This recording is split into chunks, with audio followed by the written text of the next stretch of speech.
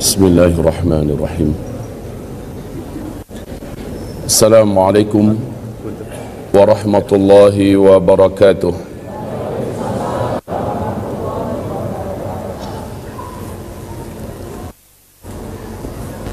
Alhamdulillahi rabbil alamin, wal aqibatu lil muttaqin, wala udwana illa 'alal zalimin. Ashhadu an la ilaha illallah wahdahu la syarika lah, wa ashhadu anna Muhammadan 'abduhu wa rasuluh la nabiyya ba'dah. Qala Allah subhanahu wa ta'ala fi muhkami tanzilih ba'da al-'iyadhi billah minasy syaithanir rajim. Ya ayyuhalladzina amanu taqullaha haqqa tuqatih wa la tamutunna illa wa antum muslimun. Wa qala ya ayyuhan nas ittaqu rabbakumul ladzi khalaqakum min nafsin wahidah wa khalaqa minha zawjaha wa batha minhuma rijalan katsira wa nisaa wattaqullaha alladzi tasaaluna bihi wal arham innallaha kana 'alaikum raqiba. Wa qala ya ayyuhalladzina amanu taqullaha wa qulu qawlan sadida yuslih lakum a'malakum wa yaghfir lakum dhunubakum wa man yuti'illah wa rasulahu faqad faza fawzan 'azima. Allahumma arhamna bil Qur'an. Wa sadaqallahul azim. Wa qala an-nabi sallallahu alaihi wasallam ala inni qad ji'tukum biha bayda'a naqiyyah layluha kanahariha la yazighu anha ba'da dhalika illa halik. Amma ba'du, ibadallah, ma'asyiral muslimin wal muslimat, segala puji dan syukur hanyalah untuk Allah subhanahu wa ta'ala. Salawat dan salam kita untuk kekasih Allah Rasulullah Muhammad Sayyidul Anbiya wal Mursalin sallallahu alaihi wasallam. Di dalam hadis sahih Imam Muslim diceritakan sahabat Rasul yang mulia Umar bin Al-Khattab radhiyallahu anhu, ketika kami sedang duduk-duduk mengitari Nabi Muhammad sallallahu alaihi wasallam, tiba-tiba saja seorang lelaki yang sangat rupawan, wajahnya sangat tampan, baju jubahnya putih bersih, rambutnya hitam ikal dan sangat lebat. Kami satu kota Madinah tidak kenal dengan laki-laki ini. Dengan sangat percaya diri, dia langsung duduk di depan Nabi Muhammad sallallahu alaihi wasallam. Dia adu kedua lututnya dengan kedua lutut Nabi. Kedua telapak tangannya dia letakkan di atas kedua paha Nabi Muhammad sallallahu alaihi wasallam, seolah-olah sudah sangat akrab. Langsung bertanya tentang Islam. Nabi menjawab dengan rukun Islam yang 5. Lalu apa kata laki-laki ini? Bagus, jawaban engkau benar. Kami heran, kata Umar. Dia yang datang, dia yang bertanya, saat dijawab dia yang membenarkan jawaban Nabi. Kemudian dia bertanya tentang iman, dijawab oleh Rasulullah dengan rukun iman yang 6. Sekali lagi dia berkata, tepat, ini juga jawabannya bagus, betul. Kemudian dia bertanya tentang ihsan, dijawab oleh Rasulullah, an ta'budallah ka'annaka tarah, fa in lam takun tarah fa innahu yarak. Langsung dia bertanya, mata sa'ah, hai Muhammad, kapan kiamat? Tanggalnya, bulannya, tahunnya kapan? Engkau telah sampaikan secara pasti kiamat sangat-sangat dekat. Kami ingin tahu kapan waktunya. Nabi menjawab, mal mas'ulu anha bi'a'lama minas sa'il. Minta maaf, untuk pertanyaan yang ini, orang yang ditanya tidaklah lebih tahu dari apa yang ditanya dibandingkan dengan orang yang bertanya. Maksudnya ente lebih tahu, adapun saya memang benar-benar tidak tahu. Ini adab Nabi. Jangan sok tahu kalau memang tidak tahu. Kemudian ini juga keputusan dari langit bahwa tidak ada satu pun selain Allah yang tahu. Bahkan malaikat Jibril sekalipun tidak tahu. Yas'alunaka 'anis sa'ah ayyana mursaha fima anta min dzikraha ila rabbika muntahaha. Mereka bertanya tentang kiamat kepada engkau, hai Muhammad, kapan akan terjadi? Engkau senantiasa memperingatkan tentang dekatnya masanya. Hanya Allah yang tahu. Hanya Allah lah Rabb engkau yang tahu. Dengan ini sepakat seluruh ulama Ahlus Sunnah wal Jamaah menyatakan sebagai akidah Ahlus Sunnah wal Jamaah, tidak ada satupun makhluk di bumi ini yang tahu kapan kiamat terjadi, maka tidak ada ramalan kiamat. Ini yang pertama, tidak ada ramalan kiamat. Kalau ada yang berani mengatakan kiamat terjadi pada tanggal anu, bulan anu, tahun anu, maka pastikan bahwa yang bersangkutan pendusta. Sehebat apapun dia, sekeramat apapun dia, hafiz Al-Quran dengan sempurna, seluruh hadis Nabi dalam kepalanya, seluruh kitab-kitab kuning, kitab-kitab gundul hafal oleh dia, tidak ketulungan, kalah Zakir Naik hebat oleh dia. Apabila dia berbicara sampai petir keluar dari mulutnya, jenggotnya dari sini sampai ke Jakarta panjangnya, anggaplah begitu. Lalu dia berani mengatakan kiamat terjadi pada tanggal anu, bulan anu, tahun anu, wajib kita mendustakan. Tidak ada ramalan kiamat. Ini dulu yang pertama. Kemudian laki-laki ini bertanya lagi kepada Nabi Muhammad, akhbirni an amaratiha, ceritakan kepada saya tanda-tanda kiamat itu apa? Tanda-tanda bahwa kiamat sudah sangat dekat terjadi apa? Maka Nabi berkata, nah kalau ini pertanyaan kamu, ini gue banget ini, saya bisa jawab. Antalidal amatu rabataha wa antaral hufatal uratal alah ri'a asyah yatatawaluna fil bunyan. Selepas Nabi menjawab, laki-laki ini berdiri langsung pergi. Dicolek Umar oleh Nabi. Umar, ente tahu itu orang siapa? Enggak ya Rasulullah. Segera pergi susul dia, tangkap, bawa tangannya, dudukkan di sini. Giliran kita mau tanya dia siapa. Siap ya Rasul. Tahu ajalah Umar, lelaki yang terkenal dengan ketangkasan fisik, besarnya tubuh, cerdas luar biasa. Umar segera berdiri, langkahnya yang hampir 2 kali lipat langkah sahabat, menyusul keluar.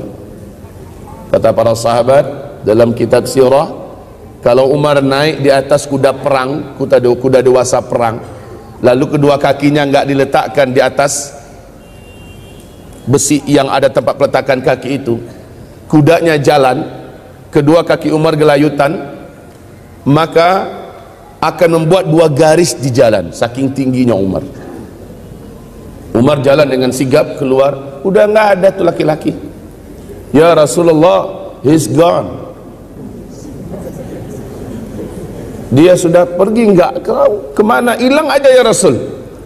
Maka kata Rasulullah, innahu Jibril, itu adalah malaikat Jibril, atakum liyu'allimakum dinakum, dia datang kemari ngajarin ente semua tentang isi agama ini.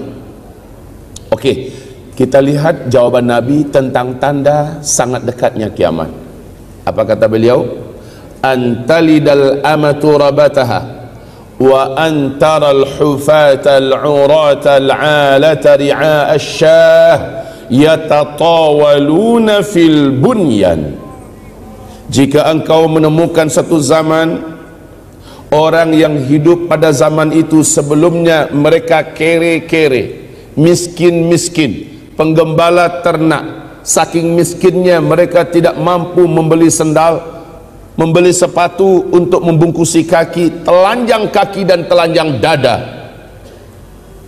Yatatawaluna fil bunyan, tiba-tiba saja mereka menjadi kaya raya dan berkuasa, Lalu mereka berlomba-lomba serta berbangga-bangga membangun gedung-gedung yang tinggi. Jika zaman itu sudah engkau temukan, maka jarak masa antara engkau dengan terjadinya kiamat sudah sangat dekat. Ini hadis sahih Muslim. Di dalam hadis Imam Ahmad, Abu Hurairah bertanya kepada Rasulullah, "Ya Rasulullah, siapakah yang engkau maksud? Miskin, penggembala ternak, tidak beralas kaki, bertelanjang dada, tiba-tiba mereka menjadi kaya raya dan berkuasa. Lalu mereka berlomba-lomba membangun gedung-gedung yang tinggi. Siapakah yang engkau maksud ya Rasul?" Jawaban Rasulullah, "Humul Arab." Mereka adalah bangsa Arab. Mari kita lihat realita. Dulu Jazirah Arab satu saja namanya, Jazirah Arab. Negeri yang gersang tandus gurun Sahara yang luas, tidak punya harapan dan tak punya masa depan. Miskin, dagang kecil-kecilan, juga ada usaha bertani dan beternak semampunya. Miskin. Tapi saat minyak bumi ditemukan, mereka langsung berubah 180 derajat, berubah menjadi negara petrodolar yang sangat melimpah kekayaan dan hartanya. Mereka mendirikan negara sendiri-sendiri, pecah dari Jazirah Arab menjadi 7 negara: Arab Saudi, Kuwait, Bahrain, Qatar, Uni Emirat Arab, Oman, dan Yemen. Lihat, Jazirah Arab yang dulu miskin, hari ini menjadi negara petrodolar, sudah berlomba-lomba membangun gedung-gedung yang tinggi. Lihat saja yang terdekat dengan kita, Makkah Al-Mukarramah. Apa yang dibangun oleh kerajaan Arab Saudi di sekitar Masjidil Haram, Masya Allah. Gedung-gedung tinggi, bukit-bukit sekitar Masjidil Haram diratakan dengan tanah, lalu diganti dengan gedung-gedung super mewah mencakar langit yang membuat terbelalak seluruh mata-mata yang ada di dunia. Lebih tinggi daripada bukit-bukit yang ada. Ka'bah hanya satu titik hitam di bawah selangkangan tower Zamzam yang sangat perkasa. Lihat sekitar Masjid Nabawi, hotel-hotel bintang 5 dibangun seperti akan menenggelamkan Masjid Nabawi. Lemes Masjid Nabawi di tengah-tengah hotel-hotel tinggi yang besar. Madinah Al-Munawwarah berubah menjadi kota yang menakjubkan. Pergilah ke Riyadh, kita akan lupa kalau kita sedang ada di negeri Arab, karena kota itu telah disulap menjadi kota metropolitan ala Eropa dengan gedung-gedung tinggi pencakar langitnya. Silahkan datang ke Taif, negeri tandus penuh dengan bebatuan dan cadas, bukit-bukit. Apa yang dibuat di Taif sekarang disulap kaum muslimin. Silakan lihat ke Jeddah, pusat perdagangan Timur Tengah di Jeddah hari ini. Ya Allah, ya Rabb, seperti di Eropa hamba-hamba Allah. Sekarang kita lihat kepada negeri Arab lainnya, Kuwait. Ada yang punya rezeki, mampirlah, lihat kota besar Kuwait. Ya Rabb, minder kota-kota yang ada di Eropa bila melihat kemajuan pembangunan yang ada di Kuwait. Abu Dhabi, ibu kotanya Qatar. Subhanallah, berbagai macam jenis dan model gedung-gedung terbaru bermunculan di sana, saling berlomba mana yang paling tinggi. Lihat Dubai, ibu kota Uni Emirat Arab, kebanggaan dunia pada hari ini. Bahkan gedung tertinggi di dunia adanya di Dubai. Gedung tertinggi di dunia hari ini adanya di Dubai, namanya Burj Khalifah, tingginya 828 meter. Apakah perlombaan membangun gedung yang tinggi sudah selesai di Arab? Tidak. Saat ini sedang berlangsung tahun yang ke-6 pembangunan gedung yang direncanakan mengalahkan gedung tertinggi di dunia yang ada di Dubai. Di mana? Di Jeddah, di tepi Laut Merah. Gedung ini disebut dan dinamakan dengan Kingdom Tower. Ketinggiannya 1,2 km. Diperkirakan selesai tahun 2018 paling cepat. menghabiskan dana 140 triliun, dipegang oleh Pangeran Al-Walid bin Talal. Masya Allah. Yatatawaluna fil bunyan. Mereka dulunya miskin, penggembala ternak, tidak beralas kaki, bertelanjang dada, tiba-tiba menjadi kaya raya dan berkuasa. Lalu mereka berlomba-lomba dan berbangga-bangga membangun gedung-gedung yang tinggi. Jika zaman itu sudah engkau temukan, kata Rasulullah, maka jarak masa antara engkau dengan terjadinya kiamat sudah sangat-sangat dekat.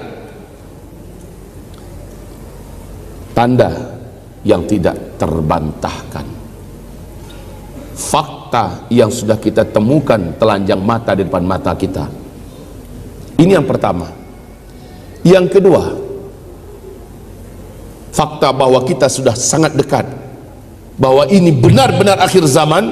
Yang kedua adalah hadis Imam Ahmad berikut ini, dinyatakan oleh Syekh Ahmad Syakir, hadis ini sahih, walaupun Syekh Albani mengatakan hadis ini hasan, tetapi ulama-ulama ahli hadisnya memberatkan kepada kesahihan hadis ini, tentang 5 fase sejarah yang pasti dijalani oleh umat Islam sejak Nabi diutus sampai umat Islam lenyap seluruhnya dari muka bumi ini. Habis-habisnya orang Islam. Rasul bersabda, takunun nubuwah fikum masyaallah an takun, thumma yarfa'uha Allah idza syaa yarfa'aha, thumma takunu khilafatan ala minhajun nubuwah fatakunu masyaallah an takun, thumma yarfa'uha idza syaa ay yarfa'aha, thumma yakunu mulkan 'addan fatakunu masyaallah an takun, thumma yarfa'uha idza syaa ay yarfa'aha, thumma takunu mulkan jabariyan fatakunu masyaallah an takun, thumma yarfa'uha idza syaa ay yarfa'aha, thumma takunu khilafatan ala minhajin nubuwah ta'ummul arda. Di riwayat yang lain thumma sakat. Artinya umatku ini akan menjalani 5 fase sejarah. Awas, hati-hati, pegang ini hadis, lihat kondisi dan posisi kita di mana dalam 5 fase sejarah ini. Yang pertama, boleh saya mulai menulis? Mungkin bapak kami sebelah sini tidak dapat melihat apa-apa ya. Agak dimundurkan sedikit kali.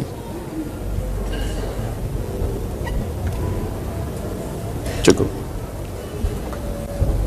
Yang pertama kata Rasulullah, umatku akan menjalani fase kenabian.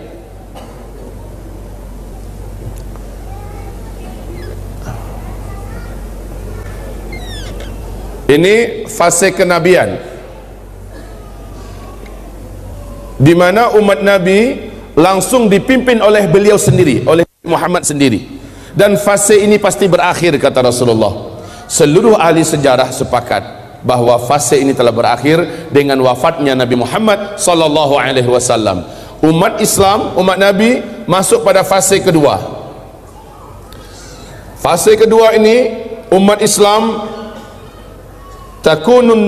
thumma takunu khilafatan ala minhajin nubuwah. Umat ini akan dipimpin oleh khulafaur rasyidin dengan menggunakan konsep dan sistem kenabian. Di hadis yang lain Nabi mengatakan fase ini berlangsung selama 30 tahun. Wafatnya Khalifah Ali bin Abi Thalib adalah tahun ke-29 Hijriah tambah 6 bulan. Yang 6 bulan lagi dipimpin oleh Hasan bin Ali untuk mempersatukan kalimat kaum muslimin dan meredam fitnah yang terjadi, persis seperti kata Nabi kepada cucunya Hasan, ini penyelamat umat dan pemersatu umat nanti. Benar, 6 bulan kemudian Hasan bin Ali menyerahkan kekhalifahan kepada Muawiyah bin Abi Sufyan. Maka tepat janji Nabi 30 tahun. Fase yang kedua, umat Islam dipimpin oleh khilafah rasyidah yang menggunakan sistem kerajaan. Fase ini berakhir dengan penyerahan khilafah kepada Muawiyah. Masuklah fase yang ketiga, thumma yakunu mulkan 'addan. Kemudian umat saya memasuki fase yang ketiga, di mana mereka akan dipimpin oleh para khalifah yang menggunakan sistem kerajaan. Fase ini yang paling lama, 1227 tahun. 1227 tahun. Fase yang ketiga ini diisi oleh 3 dinasti. Dinasti Bani Amawiyah, dinasti Bani Abbasiyah, dan dinasti Bani Utsmaniyah. Fase ini pasti berakhir, kata Rasulullah, dan para ahli sejarah menyepakati fase ini telah berakhir pada tanggal 3 bulan Maret tahun 1924, yaitu dengan tumbangnya khilafah Islamiyah Al-Utsmaniyah di Turki oleh seorang penjagal akidah, pengkhianat umat, gembong Yahudi, Mustafa Kemal Pasha. Ya. Fase ketiga, umat Islam dipimpin oleh para khalifah yang menggunakan sistem kerajaan. Jadi jika meninggal seorang khalifah, langsung digantikan oleh ahli warisnya. Ini udah sistem kerajaan. Fase ini telah berakhir, ya. Fase ini telah berakhir tanggal berapa tadi? 3 bulan Maret 1924. Lalu umat Islam masuk pada fase yang keempat, yang Nabi katakan mulkan jabariyan. Umat ini masuk dalam kekuasaan tanpa khilafah. Tidak ada seorang khalifah pun yang memimpin umat Islam pada fase ini.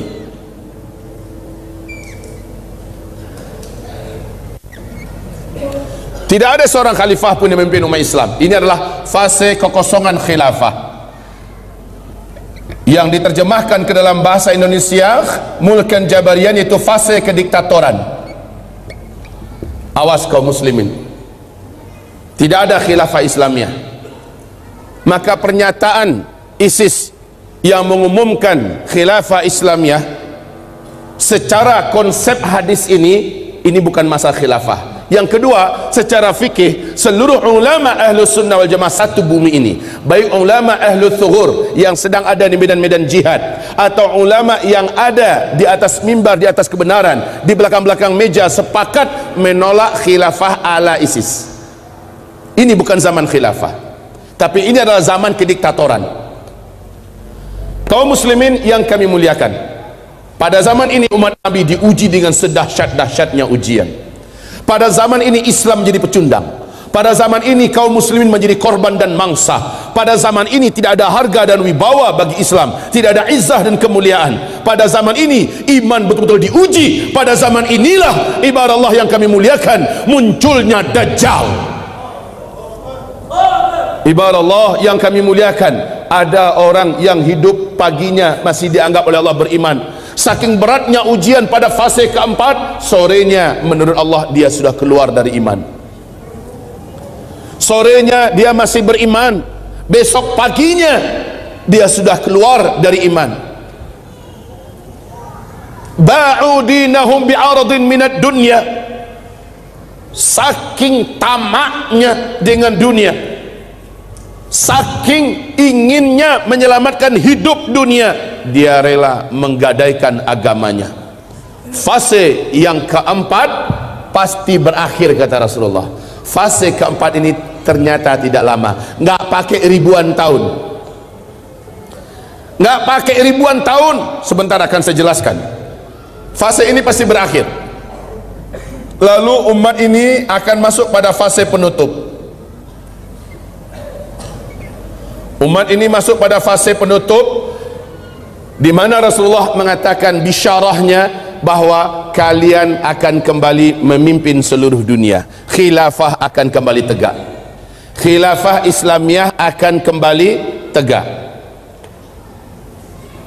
Kaum muslimin, hamba-hamba Allah sekalian yang kami muliakan, janji Allah bahwa dunia akan kembali dipimpin oleh umat Islam ada dalam Al-Quran. Surat An-Nur ayat 55. Surat An-Nur ayat 55. Allah menjanjikan pada akhirnya umat Islam akan kembali memimpin dunia. Inilah dia fase khilafah ala minhajin nubuwah. tegak kembali khilafah. Siapa yang menjadi khalifah ketika ini? Jelas orangnya, keturunan kandung Nabi Muhammad, ahlul bait beliau yang mulia yang suci, Muhammad bin Abdullah yang bergelarkan Al-Mahdi, yang bergelarkan Al-Mahdi. Rasul bersabda, Al-Mahdi sejak menjadi khalifah di masa-masa fase kelima ini, beliau hanya hidup selama 7 tahun saja, lalu beliau meninggal dunia. Setelah Al-Mahdi meninggal dunia, kekhalifahan dilanjutkan setahun atau 2 tahun lagi kata Rasulullah oleh Al-Qahtani. Pelanjutnya adalah Al-Qahtani. Dan kata beliau, Al-Qahtani ini sama adilnya dengan Al-Mahdi, sama bijaksananya, sama arifnya, sama mulia akhlaknya, sama taatnya dalam beribadah. Al-Qahtani juga meninggal dunia serentak dengan seluruh umat Nabi yang hidup di muka bumi ini, serentak meninggal dunia dalam kejadian tanda besar kiamat yang ke-7. Inilah penutup fase yang kelima, ya, di mana serentak seluruh orang-orang beriman meninggal dunia, diwafatkan oleh Allah Subhanahu wa taala. Apa yang terjadi? Tanda besar kiamat yang ke-7 itu apa? Sebentar lagi saya akan sampaikan. Intinya kaum muslimin yang kami muliakan, inilah 5 fase. 5 fase sejarah yang wajib dijalani oleh umat Nabi Muhammad sallallahu alaihi wasallam, yang pada akhirnya dunia akan kembali dipimpin oleh khilafah Islamiyah. Mungkin saudara-saudaraku bapak mengenal dengan baik apa yang disebut dengan CIA. Siapa Pak? Intelijen Amerika Serikat. Di New York Times, CIA Amerika Serikat mengumumkan, menurut analisa mereka, menurut hitung-hitungan mereka, dunia masa depan memang akan kembali dipimpin oleh khilafah Islamiyah. Dan yang paling mengejutkan, mereka menyebutkan perkiraan tahunnya. Menurut mereka tahunnya adalah 2020, dunia akan kembali dipimpin oleh khilafah Islamiyah. Allahu Akbar. Jika ini benar, tapi tentu saja kita tidak disuruh untuk mengimani pernyataan ramalan orang-orang kafir. Sekedar tahu sih oke. Setidaknya kita tahu di New York Times, majalah paling bergengsi Amerika Serikat, CIA memberikan pernyataan yang spektakuler bahwa khilafah Islamiyah akan kembali memimpin dunia, startnya 2020. Ini pernyataan mereka. KGB Rusia, intelijen Rusia, KGB Rusia memberikan pernyataan yang gak jauh beda. Apa pernyataan KGB Rusia? Puncak jaya-jayanya khilafah Islamiyah di masa yang akan datang adalah tahun 2025. Jika menurut CIA startnya 2020, maka menurut KGB Rusia 2025. Apapun kata mereka, bukan di sana kita membangun akidah dan keyakinan kita. Kita membangun akidah dan keyakinan kita di Al-Quran surat An-Nur ayat 55. Allah menjanjikan, setelah kamu kehilangan dan mengalami masa kekosongan kepemimpinan dunia, umat Islam tidak dipimpin oleh seorang khalifah pun, dan umat Islam benar-benar bulan-bulanan di sini, Allah menjanjikan kamu benar-benar akan menjadi khalifah kembali, pemimpin kembali yang akan mengayomi seluruh dunia. Ini janji Allah. Juga menurut hadis ini, Islam akan kembali memimpin dunia. Kaum muslimin, hamba-hamba Allah yang kami muliakan, 5 fase. 5 fase. Kita kembali melihat kepada pernyataan Rasulullah bahwa sejak beliau diutus sebagai nabi dan rasul sampai wafatnya seluruh umat Islam serentak di muka bumi ini, beliau menyebutkan hadis ini, hadis yang diriwayatkan oleh Abu Dawud. Status hadis ini dhaif. Status hadis ini dhaif. Bahkan ada yang sampai ke derajat dhaif jiddan, sangat lemah. namun masih dihitung masuk ke dalam hadis ahad, karena turuknya yang banyak atau jalur periwayatan hadis ini banyak, naik derajatnya ke derajat hasan li ghairih. Boleh meriwayatkan hadis ini, tetapi adabnya wajib disampaikan status hadis. Kemudian adabnya juga umat tidak dibenarkan membangun akidah dan keyakinan di atas hadis dhaif, bahkan hadis hasan, namun dia boleh diriwayatkan karena dia tetaplah hadis Nabi Muhammad sallallahu alaihi wasallam. Bagaimana pandangan Rasulullah tentang jarak antara beliau diutus? Ini start, ini start, dan ini adalah finish. Adalah finish. Wafatnya umat Islam serentak di muka bumi adalah finishnya. Sejak aku diutus sampai umat ini wafat, Allah telah mentakdirkan untuk umatku masa mereka di bumi ini hanya 1 hari saja di sisi Allah. 1 hari di sisi Allah kita ngitungnya berapa lama? Ya, surat As-Sajdah ayat 5 ya. Yudabbirul amra minas samai ilal ard thumma ya'ruju ilayhi fi yawmin kana miqdaruhu alfa sanah mimma ta'uddun. 1 hari di sisi Allah kamu merasakan dan menghitungnya di dunia 1000 tahun. Jika Rasul mengatakan umur umatku di sisi Allah hidup di bumi ini hanya 1 hari saja, maknanya 1000 tahun, lalu Allah menambahkan untuk umatku 1/2 hari lagi. Semoga umatku tidak menjadi lemah karena Allah menambahkan untuk mereka 1/2 hari lagi. 1/2 hari, jam 11 kalau kita ngitungnya jam 11 pagi, udah mulai kita hitung 1/2 hari nggak itu? Hah? 11:30 udah mulai kita hitung 1/2 hari nggak itu? Jam 12 kurang 1/4 udah kita hitung 1/2 hari nggak itu? Iya, kurang-kurang sedikit kita sudah hitung 1/2 hari. Oke, lihat hitung-hitungannya, lihat hitung-hitungannya kaum muslimin. 1,5 hari.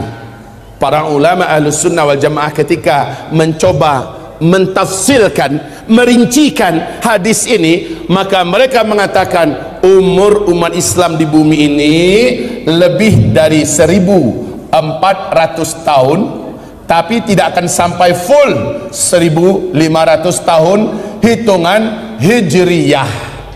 Hitungan hijriyah ada yang mengatakan 1476 tahun umat ini sudah hilang di muka bumi. Umat Islam, umat Nabi sudah habis. Ada yang mengatakan 1477 umat Islam sudah habis. Belum kiamat loh ya, tapi umat Islamnya sudah habis. Ada yang mengatakan 1482 umat Islam sudah habis. Kaum muslimin, kita cari aman aja dah. 1500 full. Sekarang kita hitung tahun hijriah keberapa kita sekarang?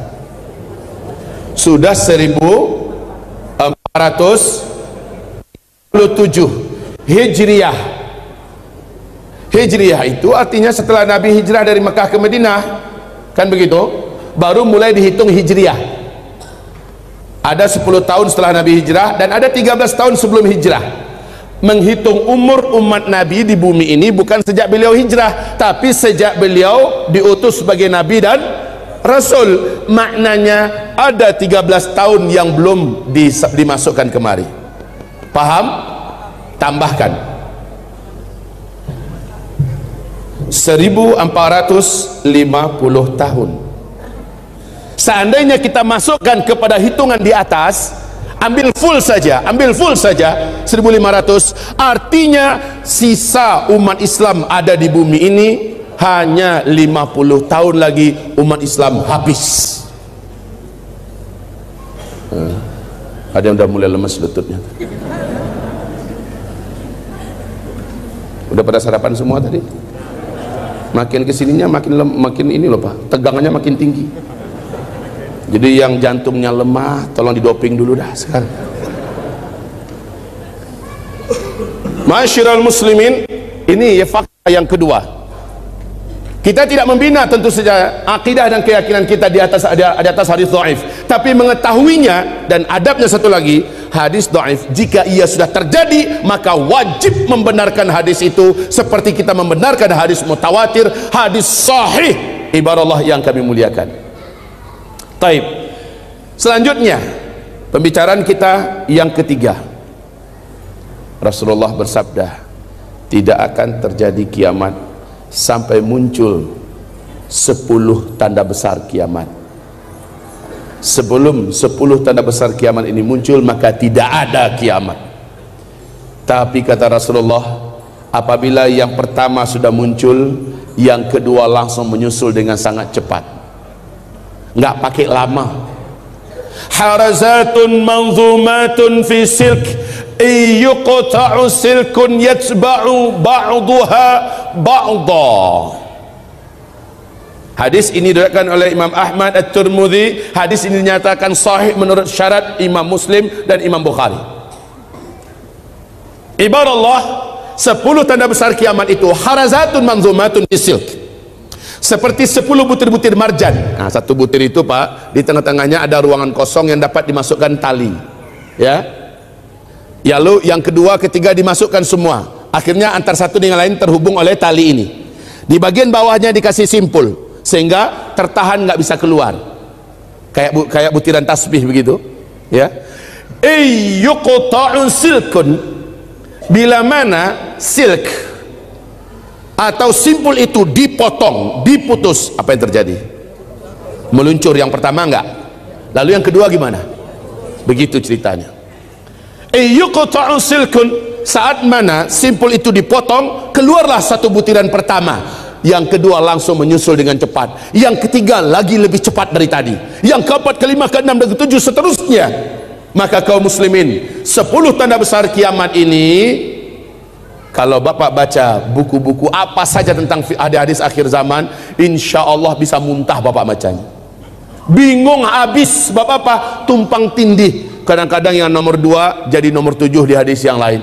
Kadang-kadang yang di sini nomor 1, di hadis yang lain jadi nomor 5. Alhamdulillah kami sejak tahun 2003 fokus dan konsentrasi mengumpulkan hadis-hadis ini, kemudian mengkomparasikannya dengan hadis-hadis yang lain, dengan kitab-kitab yang lain, lalu duduk bermulazamah dengan masyayikh, beberapa ulama ahli hadis, bicarakan tentang ini. Maka urutan yang dapat kita simak, insya Allah juga Bapak Ibu dapat melihat di kitab ini nanti, Ensiklopedia Akhir Zaman oleh Syekh Dr. Ahmad Muhammad Al-Mubayyad, kitab ilmiah terlengkap tentang masalah akhir zaman yang dapat jadikan pegangan dan rujukan yang paling memuaskan untuk saat ini.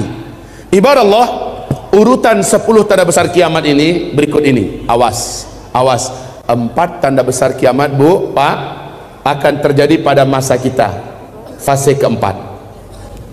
4 tanda besar kiamat akan terjadi pada masa kita. Ini tanda besar kiamat yang pertama. Menyusul tanda besar kiamat kedua, dan tanda besar kiamat yang ketiga. Fase keempat ini akan ditutup dengan terjadinya tanda besar kiamat yang keempat. Apa ini yang pertama? Seluruh dunia menyaksikan, bukan hanya di Arab. Kebanyakan tanda-tanda kecil kiamat dan sebagainya banyak terjadinya di Arab, tapi yang ini satu dunia merasakannya. 10 tanda besar kiamat, satu bumi akan merasakannya. Yang pertama, bumi dibungkus oleh kabut debu yang teramat sangat tebal, lagi super panas. Debunya sangatlah tebal, bercampur dengan asap yang beracun.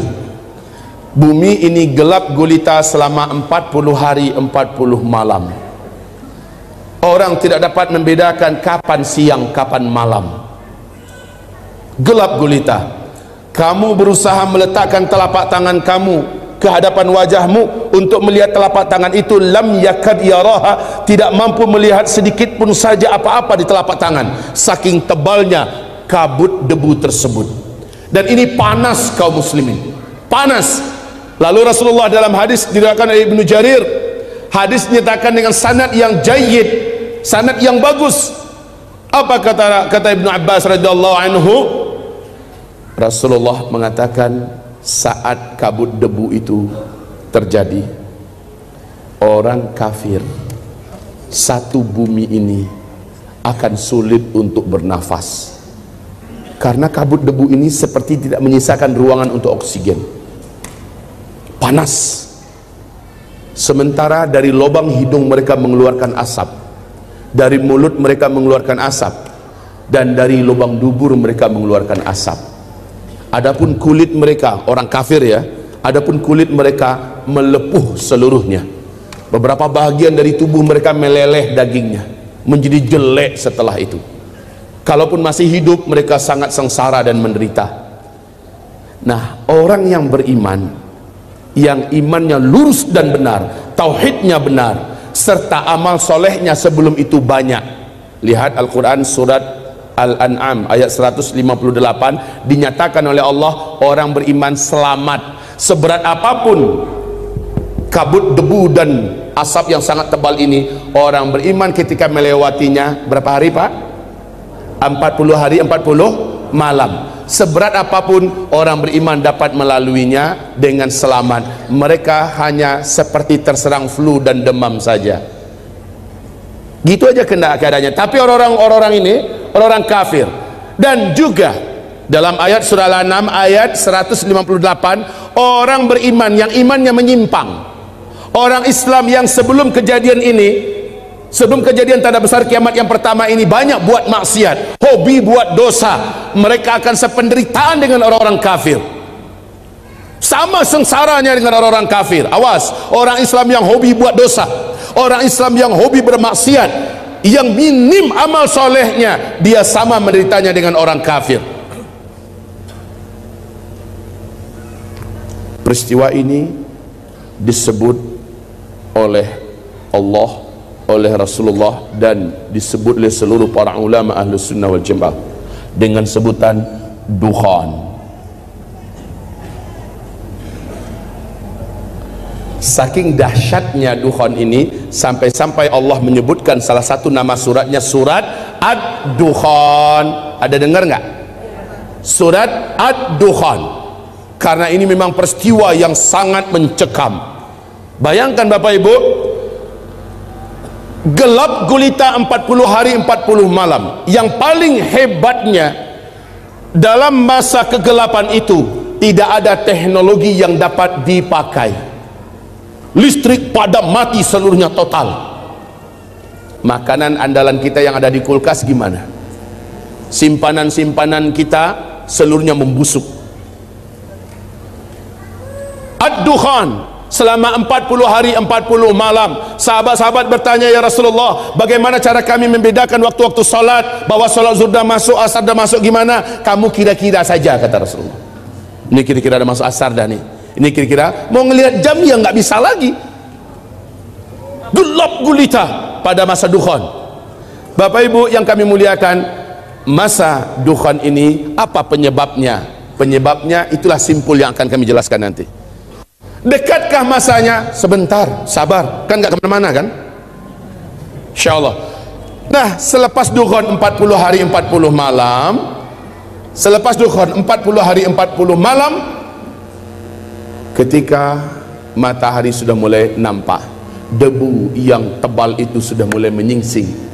Pemandangan yang Bapak Ibu saksikan di bumi ini adalah banyaknya mayat-mayat bergelimpangan. Mayat burung, mayat anjing, mayat kucing, hewan ternak, orang-orang juga manusia-manusia yang tidak mampu bertahan pada mati bergelimpangan. Bumi menjadi musuh. Setelah itu terjadi perubahan iklim yang sangat ekstrim. Panas yang sangat luar biasa, kemarau di seluruh dunia. Inilah dia tanda-tanda besar kiamat yang kedua akan terjadi. Keluarnya Dajjal. Keluarnya Dajjal.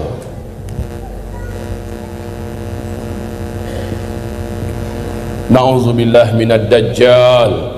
Na'udzubillah minad Dajjal. Menjelang Dajjal keluar, sabda Rasulullah, akan ada tahun-tahun kemarau yang sangat berat. 3 tahun menjelang Dajjal keluar. Tahun pertamanya sepertiga air dari langit Allah tahan, bukan hanya untuk di Arab. Kalau Arab sekarang lagi lebat-lebatnya hujan Pak. Sekarang ini saya baru dapat kiriman gambar dari sahabat saya yang ada di Mekah. Subhanallah, Masya Allah, sekarang hujan lagi lebat-lebatnya, kata beliau kemarin, baru 2 hari yang lalu. Ibarat Allah yang kami muliakan, bagaimana satu bumi hujan tidak turun sepertiga dari airnya. Satu bumi, tanam-tanaman, tumbuh-tumbuhan dan hewan ternak yang dapat dimakan mati bergelimpangan. Terjadilah kekurangan pakan di bumi. Kelaparan global merata di mana-mana. Kalau hanya satu Cina yang mengalami kelaparan, mungkin Indonesia bisa tolong, mungkin Thailand bisa tolong. Tapi ini satu bumi serentak. Orang sudah mulai kalap, hidup sudah kelihatan gelap, dunia seperti sempit. Kelaparan satu bumi. Orang berharap mudah-mudahan tahun kedua, tahun besok nggak kayak gitu. Ternyata kata Rasulullah, tahun kedua menjelang Dajjal keluar, 2/3 air dari langit Allah tahan, 2/3 tanam-tanaman di muka bumi dan hewan ternak yang dapat dimakan Allah biarkan mati. 2 kali lipat keadaannya, lebih parah daripada tahun sebelumnya. Ya Allah ya Rabbi, disinilah manusia banyak berputus asa. Akhirnya dalam hadis Sahih Bukhari di kitab Al-Adabul Mufrad, Rasulullah berkata, tidak akan terjadi kiamat sampai tetangga tega mendatangi tetangganya yang lain, lalu berusaha merebut makanan yang ada di tangan tetangganya dan membunuh tetangga itu. Saking laparnya, orang sudah hilang akal warasnya, kecuali orang-orang yang beriman, orang-orang yang sudah ada mental akhlak mulianya dan paham perkara ini. Saking beratnya keadaan itu, kata Rasulullah, banyak orang yang pergi ke atas tempat yang tinggi dan menjatuhkan dirinya. Banyak yang menghantamkan belati dan pisau ke tubuhnya.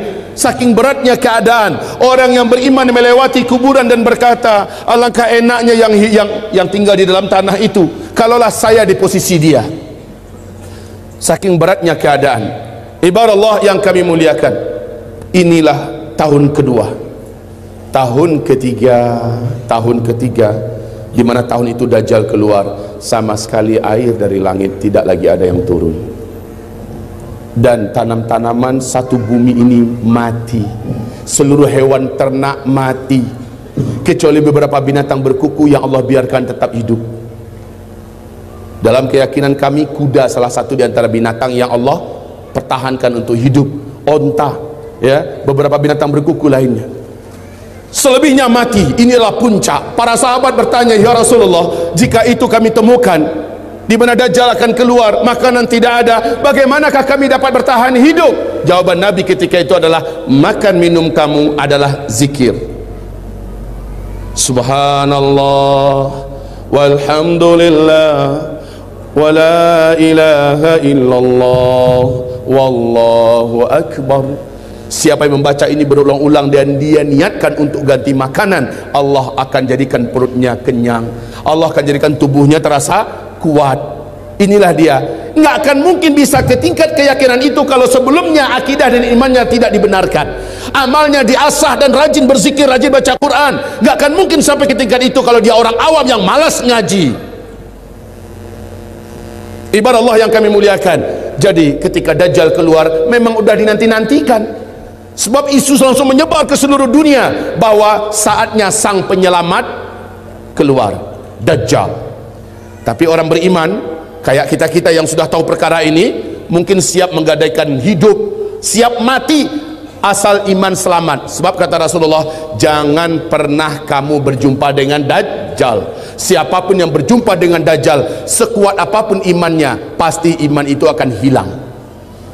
Dajjal itu bergelarkan Al-Masih, sang penghapus. Siapa yang berjumpa dengannya akan hapus imannya, akan menguap imannya. Kaum muslimin, kata Rasulullah, nanti akan ada seorang lelaki yang sangat percaya diri bahwa imannya tidak mungkin berubah jika ia berjumpa dengan Dajjal. Ketika ia keluar dan bertemu dengan Dajjal, saat itu langsung hilang imannya dan dia sujud menyembah Dajjal.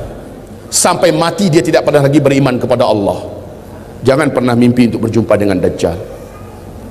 Jangan pernah mimpi untuk minta tanda tangan Dajjal. mau berfoto bareng Dajjal, hilang imannya.